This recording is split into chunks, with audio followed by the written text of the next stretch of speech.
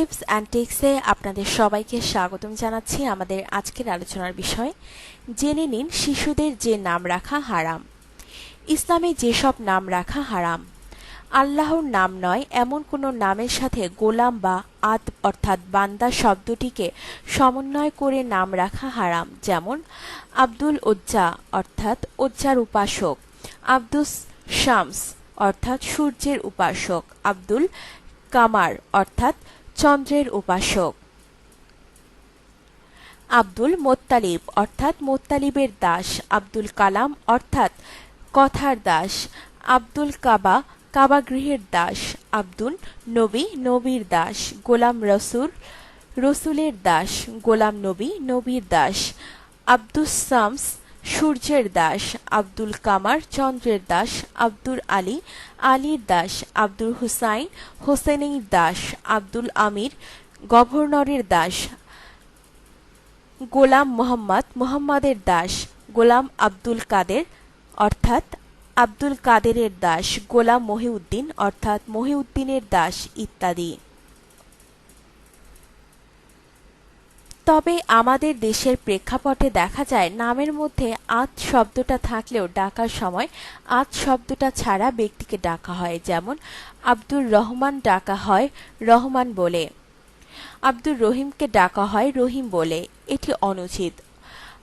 আর যদি দ্বৈত শব্দের গঠিত নাম ডাকা ভাষাভাষীদের কাছে কষ্টকর ঠেকে সেক্ষেত্রে অন্য নাম নির্বাচন করাটাই শ্রেয়।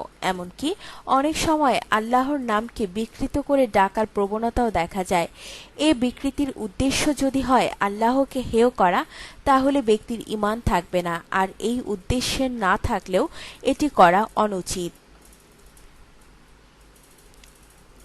অনুরূপভাবে যেসব নামকে কেউ কেউ আল্লাহর নাম মনে করে ভুল করেন অথচ সেগুলো আল্লাহর নাম নয়, সেসব নামের সাথে আদ বা দাস শব্দকে সমন্বিত করে নাম রাখাও হারাম। যেমন আব্দুল মাবুদ, মাবুদ শব্দটি আল্লাহর নাম হিসেবে কুরআন ও হাদিসে আসেনি, বরং আল্লাহর বিশেষ হিসেবে এসেছে।